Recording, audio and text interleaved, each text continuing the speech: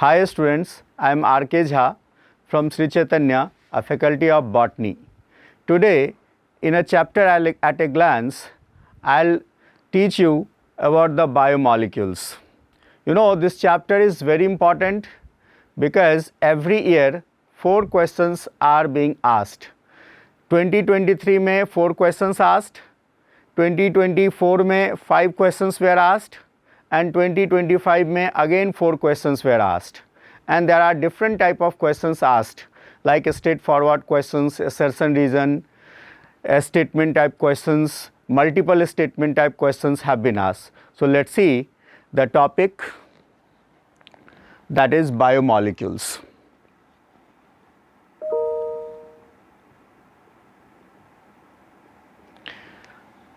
So 4 questions on an average.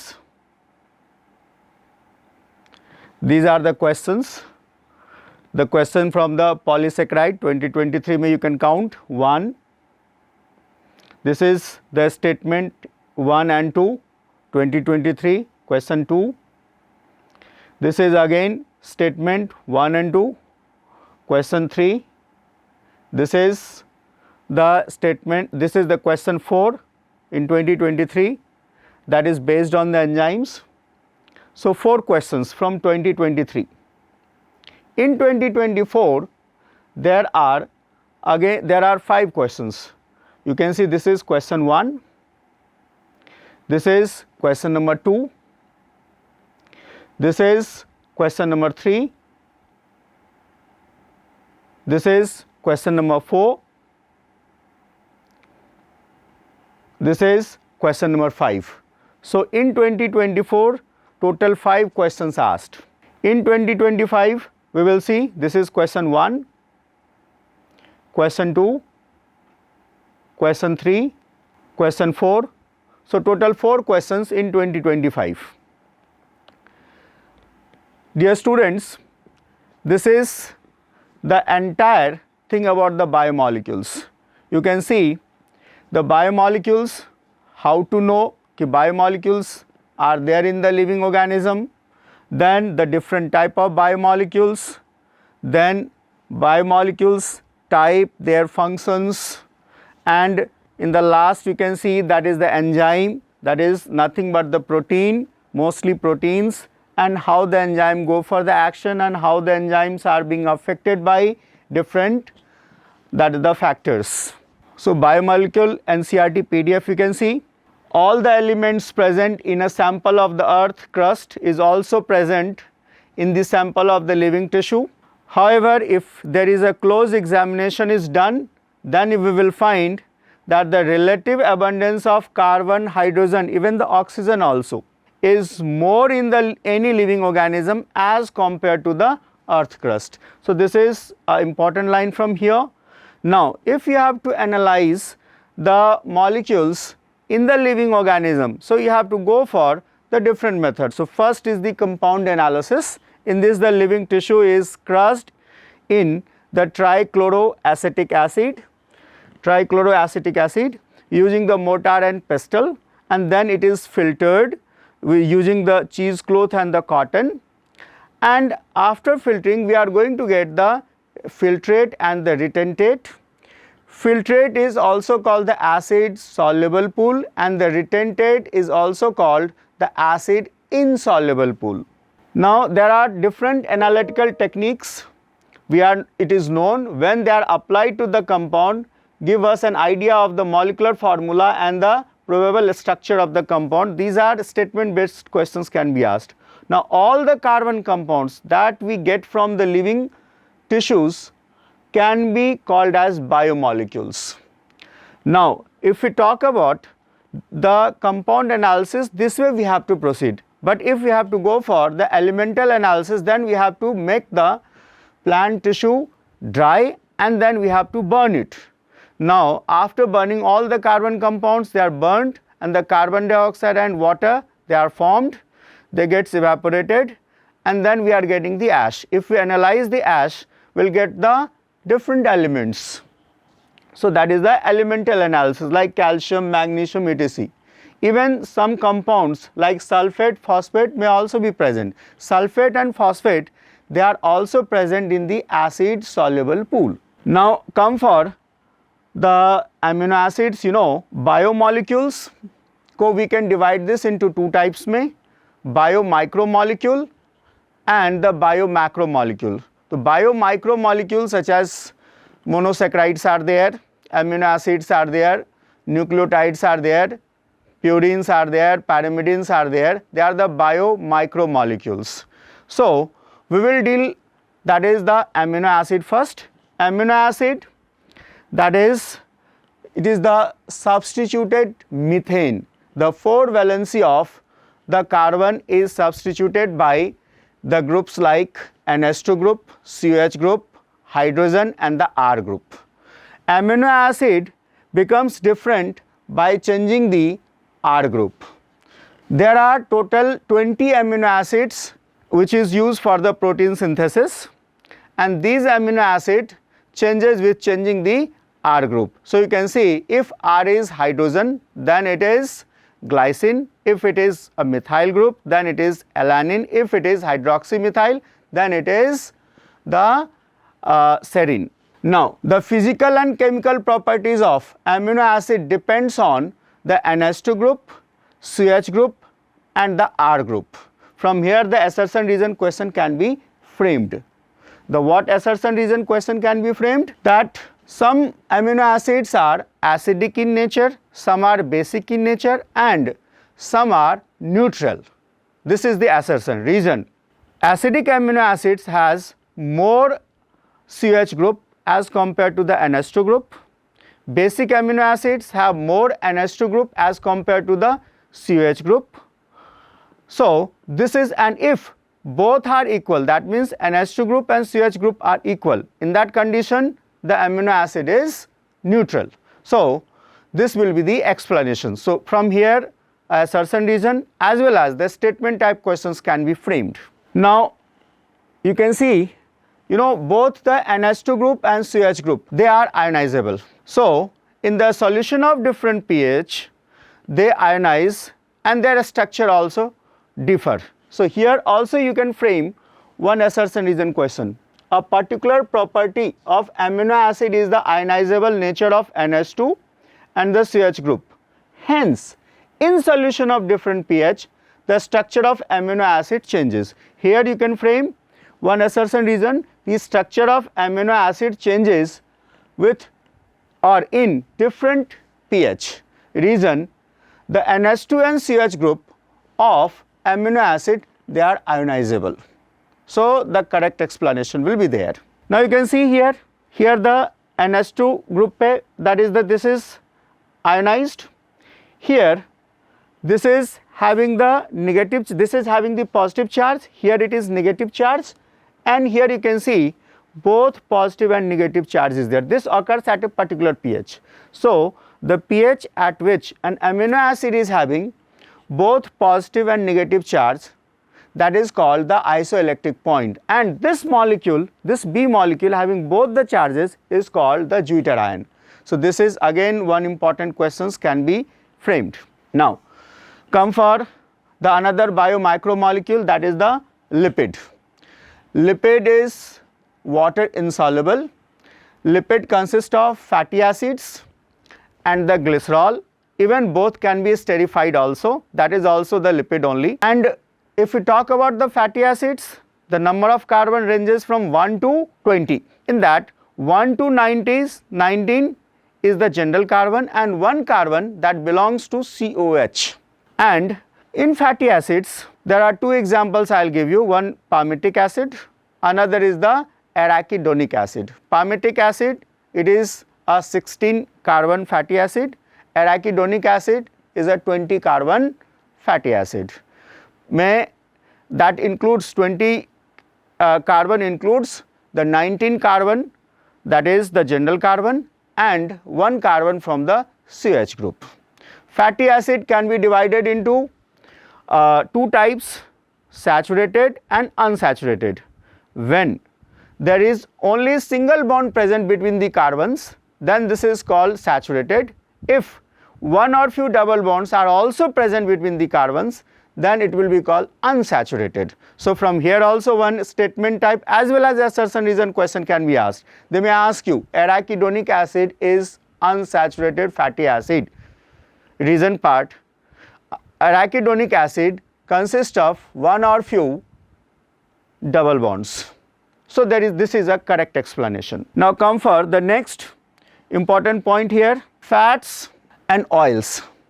If we talk about fats are solid at the room temperature while the oils are not solid, they remain liquid. Even in the winter also it remains liquid only. There is another type of lipid that is called the phospholipid. It's a type of compound lipid or the conjugated lipid, and this is phosphorylated.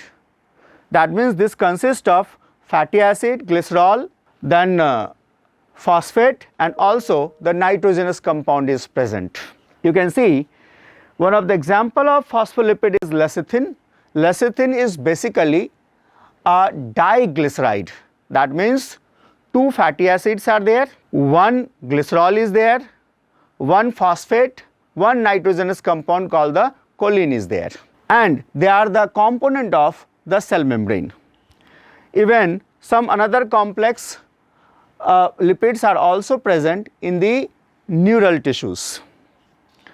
Now let us go for the another type of biomacromolecule, that is the nucleotide. Nucleotide is made up of two components, nucleoside as well as the phosphate. Nucleoside again two components, one is that is sugar and another is the nitrogen base. Sugar is that is the ribose sugar or deoxyribose sugar. If it is a case of RNA, this is the ribose sugar. If it is a case of DNA, this is the deoxyribose sugar. This we study in details in the molecular genetics also. Now you can see here nucleoside, that means the sugar, pentose sugar plus nitrogen base. Nitrogen base total 5 types, basically 2 types, one is purine, another is pyrimidine. Purine में 2 is there, A and G, pyrimidine में 3 is there, that is cytosine is there, then thymine is there, and then uracil is there. Now, so nucleoside, nitrogen base plus pentose sugar. For example, if we talk about example, adenosine, guanosine, thymidine, uridine, cytidine, they are the nucleoside. When the phosphate group is attached, then it becomes the nucleotide. And the example for nucleotide is adenylic acid, guanylic acid, cytidyllic acid, thymidyllic acid, uridylic acid. But thymidyllic acid existence is not there. Why? Because DNA में deoxythymidyllic acid will be there. So remember, these all means adenylic acid, then guanylic acid, uridylic acid, cytidyllic acid, they are found in RNA. In DNA में it will be deoxy. Why? There the deoxyribose sugar is present. So they are deoxyadenylic acid, deoxythymidyllic acid, deoxyguanylic acid, and deoxycytidyllic acid. So you can see the different structures. This is the monosaccharide glucose is there. This is the ribose sugar. Now, if this oxygen is removed from here, then this becomes deoxyribose, which will be the component in the DNA. These are the amino acids. Glycine, simplest amino acid, glycine is there, alanine, serine. Here fatty acid, palmitic acid, you can count the number of carbon. Here it is 14, this is 15 and 1, 16. So 15 in chain and 1 belongs to the CH group. This is the glycerol, and here this is the triglyceride. So glyceride ka formation when the fatty acid gets esterified with the glycerol. So here you can see this is triglyceride. Here fatty acid 1, this is fatty acid 2, this is fatty acid 3, and they are esterified with the glycerol. So triglyceride ka case is there. This is phospholipid. I already told you this is basically a type of diglyceride. Here you can see this is one fatty acid, this is the another fatty acid. So this is a diglyceride. Now apart from that, you can see phosphorylated nitrogenous compound. That means two fatty acid, one glycerol, one phosphate, and this is a nitrogenous compound called the choline.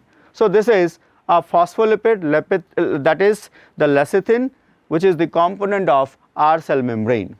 And this is the derived lipid cholesterol. This is also present in the membrane as a membrane stabilizer, and they are formed by the hydrolysis of simple lipid as well as the compound lipid. Now come for, this is the nitrogen base adenine. Now when adenine is getting attached to the pentose sugar, that is ribose sugar, this is the nucleoside adenosine. Now when the phosphate is attached to this nucleoside, this has become a nucleotide. This is the adenylic acid. For whom? This is for the RNA. If it is a case of DNA, then this oxygen will not be present. This oxygen will not be present, and in that condition it will be deoxyadenylic acid. Another, you can see, this is the uracil. This is a nucleoside uridine. If you want to make this nucleotide, in that condition you have to add a phosphate here and it will become uridylic acid. Now come for primary and secondary metabolites. Primary metabolites are the metabolites which are directly participating in the metabolism of the living organism, like glucose, fructose, amino acids, nucleotides. They are the primary metabolites. And the derivatives of the primary metabolites, they are called the secondary metabolites. Primary metabolites, they have the well-defined functions. Secondary metabolites, their function is still unknown for many type of secondary metabolites.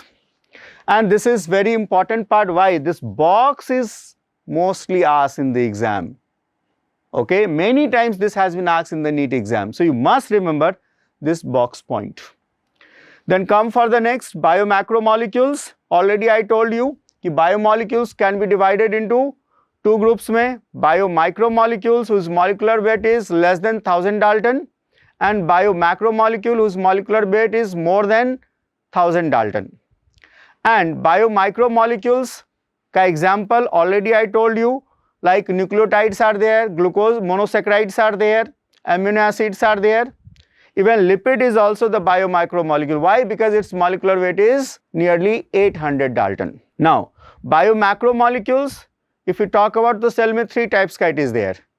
That is proteins, polysaccharides and the nucleic acid. Now, biomicromolecules are found in acid soluble pool में, biomacromolecules are found in acid insoluble pool. But you know one thing, lipids are biomacromolecules, but still it is found in the acid insoluble pool.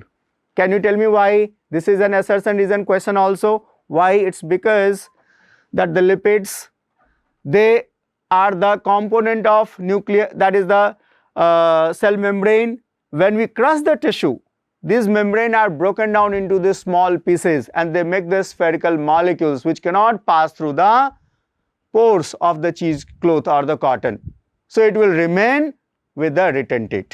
So it forms the acid insoluble pool. So here assertion reason. Assertion is lipid being biomicromolecule is found in the acid insoluble pool.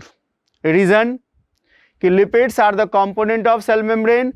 When the tissue is crushed, the membrane is broken down into these small pieces. It forms the spherical molecules which cannot pass through the pores and it remains with the acid insoluble pool.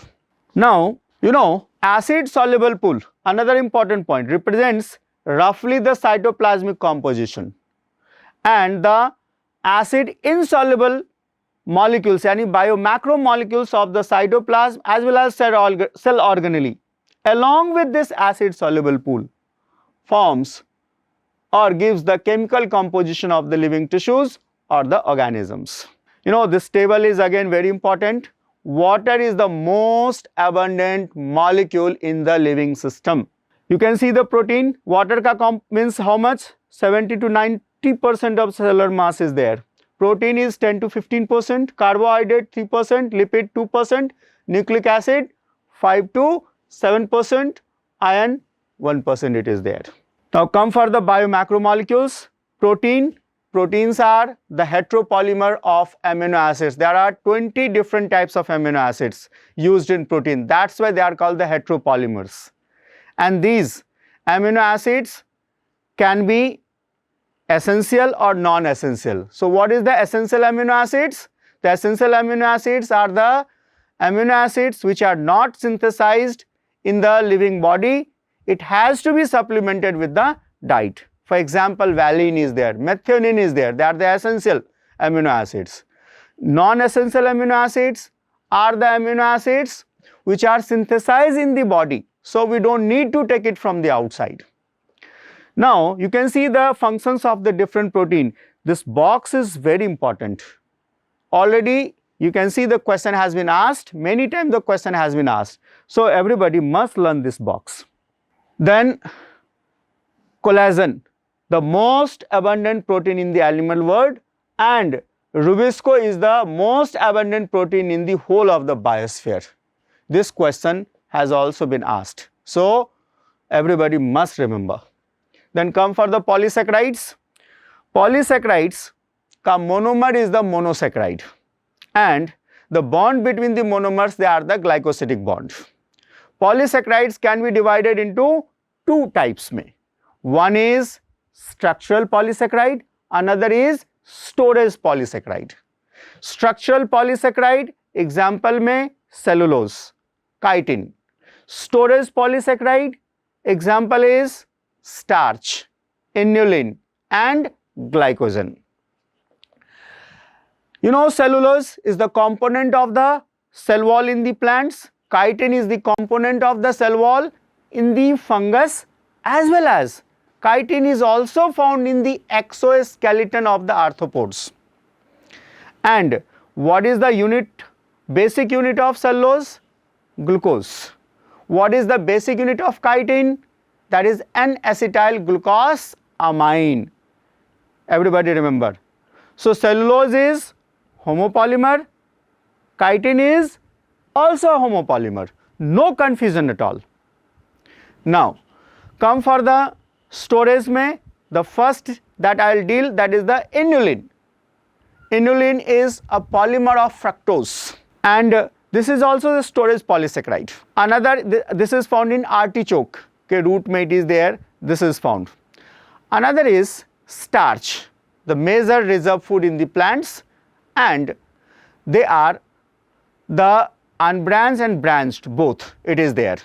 Okay, and their unit is glucose, the basic unit is glucose, and straight chain में alpha 1,4 glycosidic bond is present, and in the branched chain में branching के position पे alpha 1,6 glycosidic bond is present. Now starch gives the iodine test. Why? This is again an important question for even for the assertion reason also. Iodine, yani starch gives the iodine test because starch is having the helical structure. Starch is having the helical structure, in that iodine is trapped. So a assertion reason question can be framed from here also. Another molecule, that is the glycogen, highly branched, and here also you can see straight chain पे alpha 1,4 glycosidic bond. That means this bond is alpha 1,4. This is the first carbon, this is the fourth carbon. So alpha 1,4 this glycosidic bond. Now you can see at the time, it means branching के place पे this carbon is sixth carbon, this is first carbon. So this is alpha 1,6 glycosidic bond. So glycogen may be two types of glycosidic bond is there, alpha 1,4, alpha 1,6. Even starch may be two types of glycosidic bond is there, alpha 1,4 and alpha 1,6 is there. But cellulose may only one, but there beta 1,4 glycosidic bond is there. Even chitin also beta 1,4 glycosidic bond is there. Even Inulin also, beta 1,2 glycosidic bond is there. So everybody must remember that. Then you come for nucleic acid. In the molecular genetics, you have studied the nucleic acids. They are made up of polynucleotide chain, and the polynucleotide chain consists of nucleotides. Nucleotides, 2 component, nucleoside and phosphate. Nucleoside में 2 component, that is the pentose sugar and the nitrogen base. Nitrogen base is a heterocyclic compound, pentose sugar is also a heterocyclic compound. And nucleic acid is also a heteropolymer. Why? Because they are made up of, each type of nucleic acid is made up of 4 type of nucleotides. Nucleotide is the basic unit there, so must remember. And they are the genetic material, they carry the genetic information from one generation to the successive generations. Here, structure of protein. Protein biologist has given the 4 type of structures for the protein. The primary structure, a linear structure. Positional information of amino acid is available in the primary structure, and this is the structure, totally a linear structure and least stable structure it is there. It's the first amino acid is called the N-terminal amino acid, and the last amino acid is called the C-terminal amino acid. This question was asked in the NEET exam, so everybody must remember.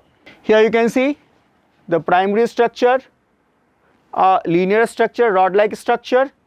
This is the secondary में 2 types. Secondary structure is helical, that is the alpha helix, and next second is the beta pleated sheath. Alpha helix consists of single polypeptide chain, and this consists of more than 1 polypeptide chain.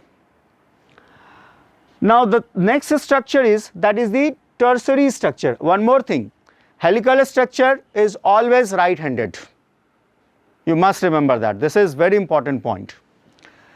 Tertiary structure, this consists of single polypeptide chain.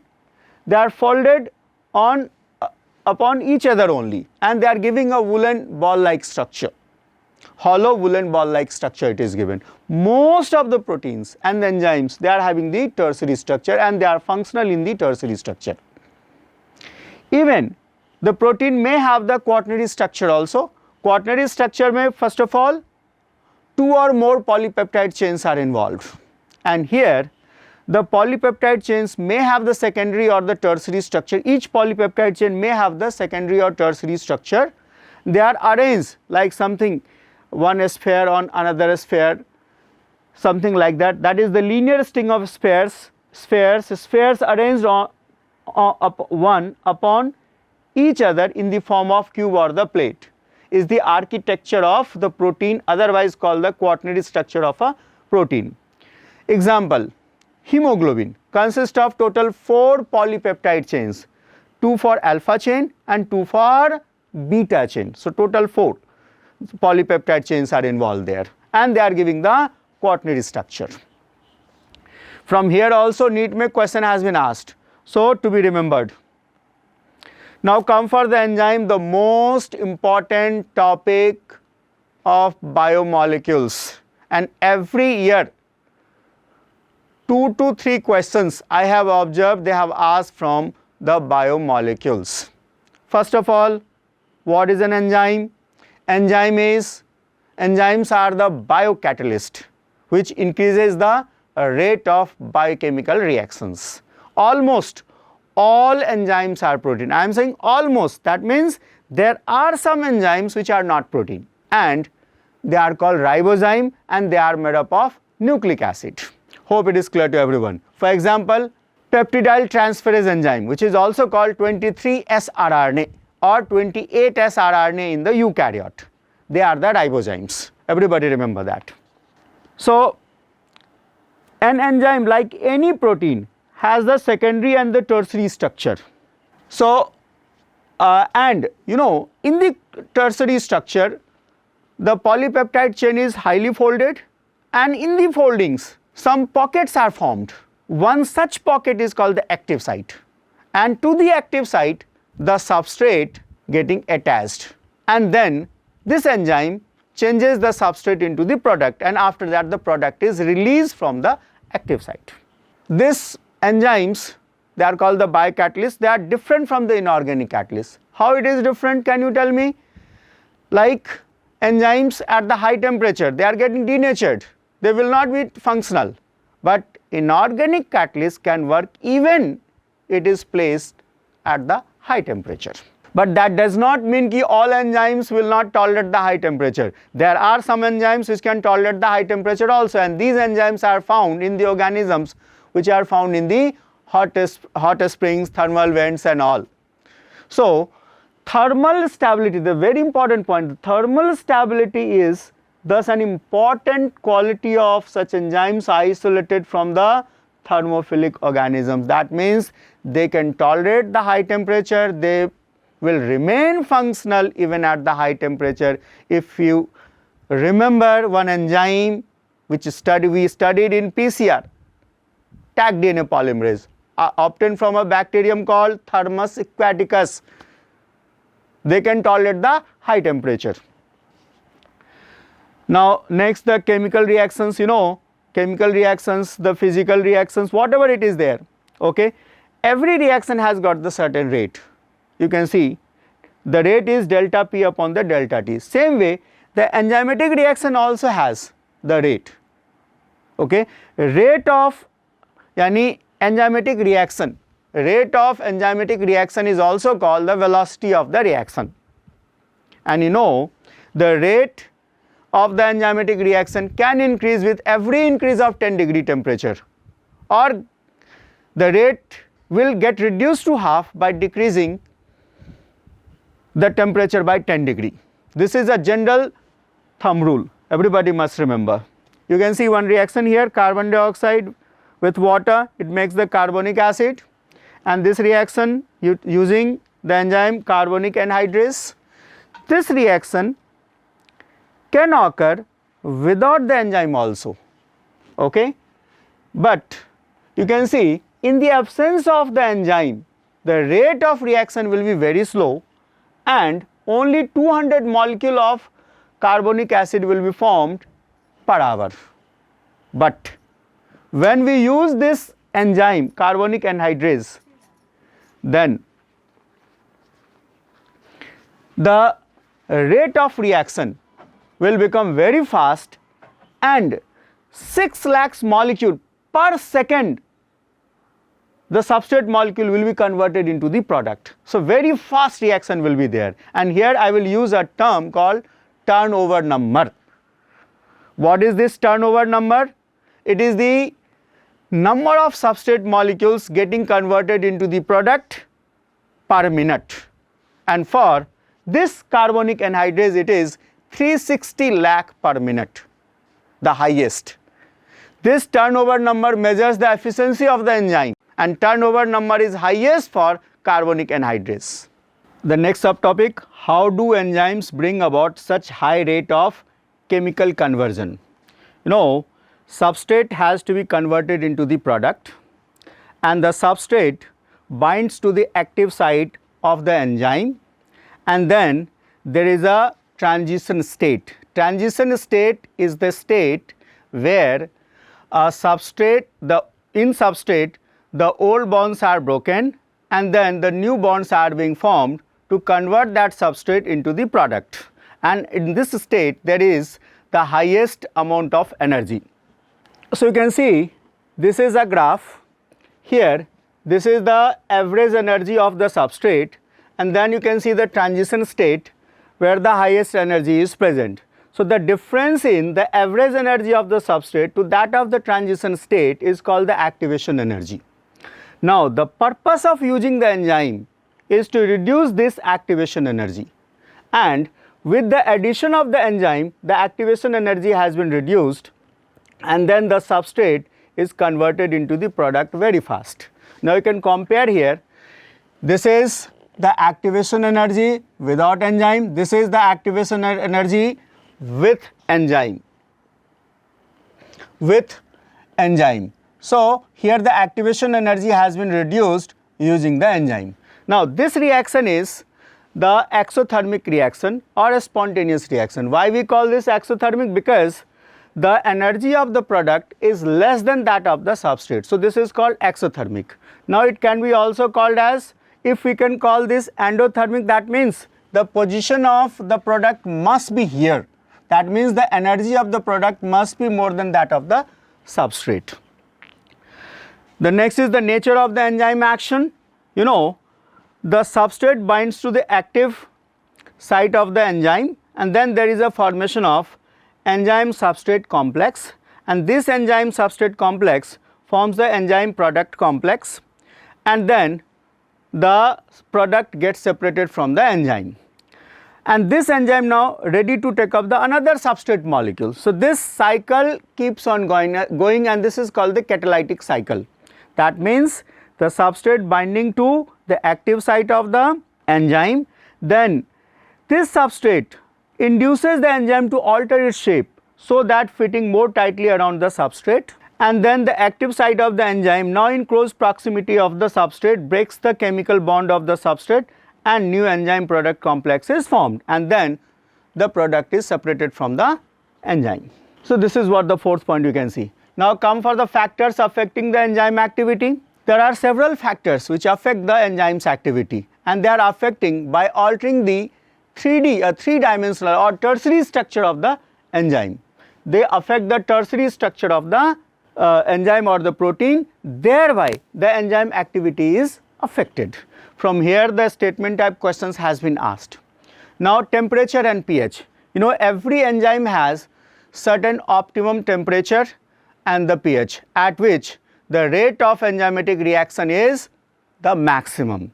Now below to that optimum and above to that optimum, again the rate of the reaction gets reduced, enzyme's activity gets reduced. Why?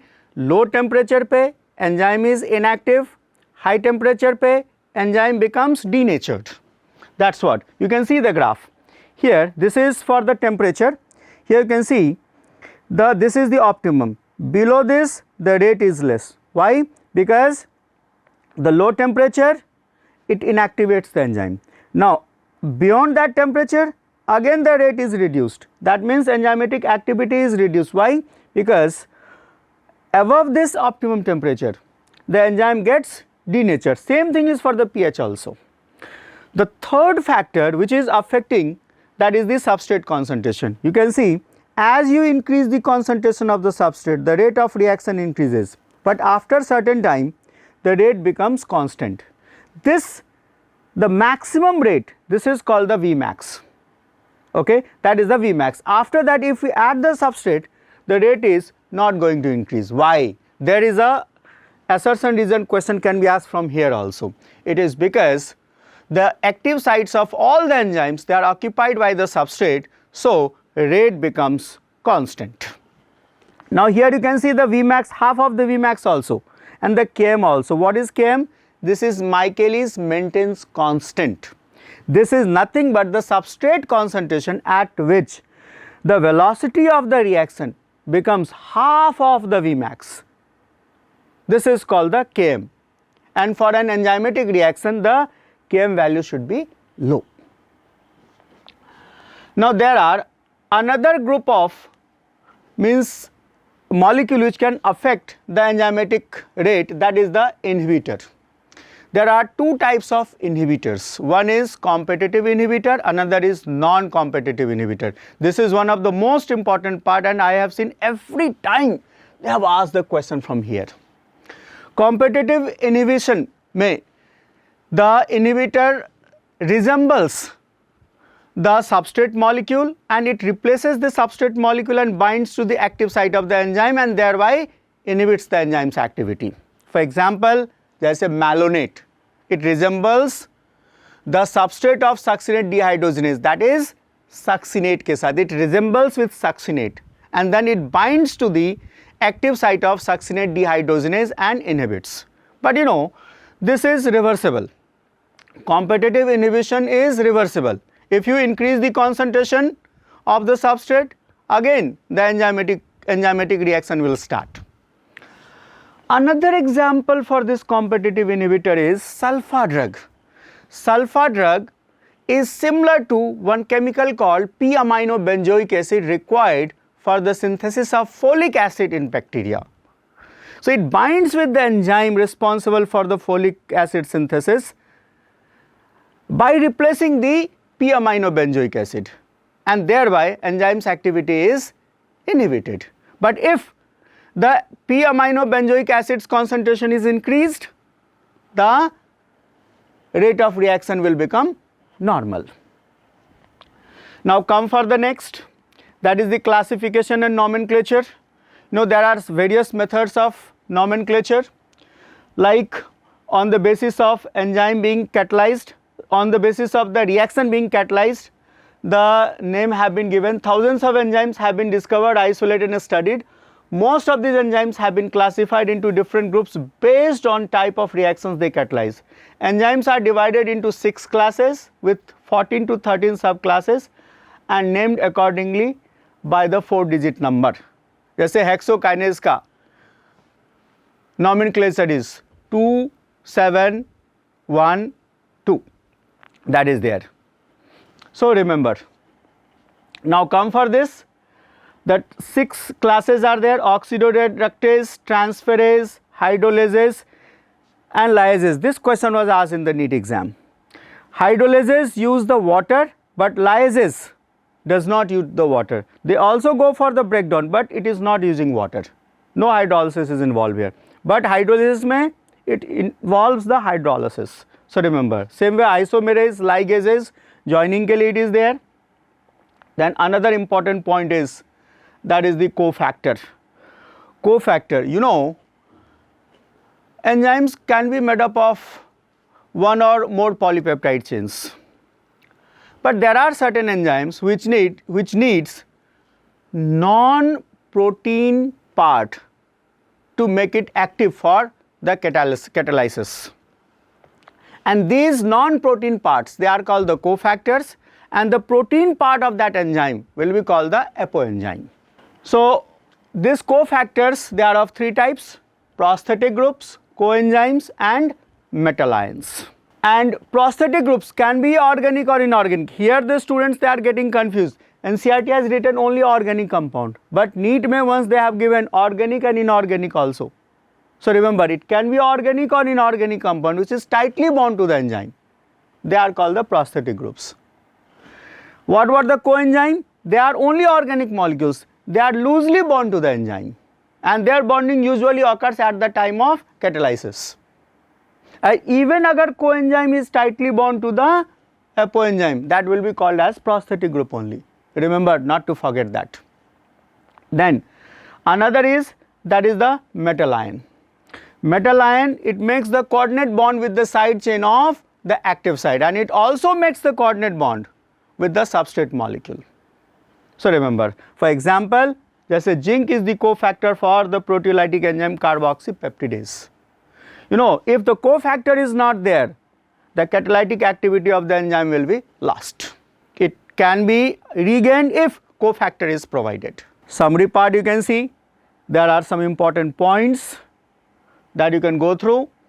Then all these you can see, they are very important points like amino acids, deuterion. Here you can see palmitic acid, glycerol, triglycerides, phospholipids, cholesterol, then purine, adenine, adenosine, that means nitrogen base, nucleoside, nucleotide, nitrogen base, nucleoside. Here you can see this, very important, not to be forgotten. Again very important, questions are being framed from here, very important, not to be missed at any cost. The structures, you can see glucose, ribose, this is for glycogen. Here you can see the bond.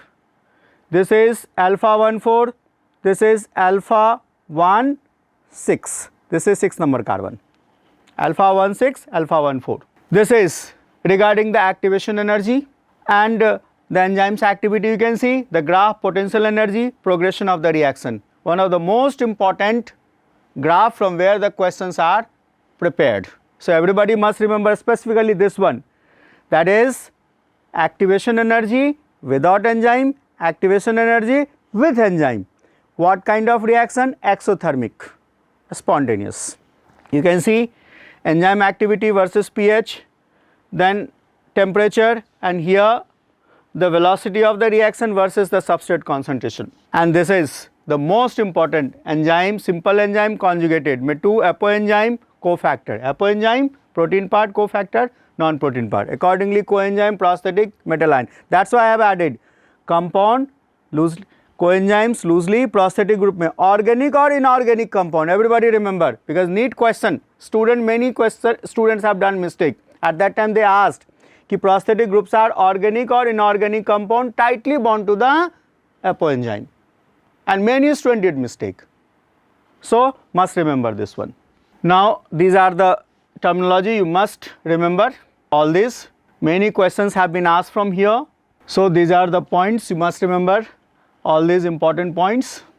And these, now there are certain important questions. I have given 20 questions, and the different type of questions I have framed, like statement type, assertion reason, straightforward questions, and we can expect some of the question may match with the NEET 2026. That's all the best. Thank you.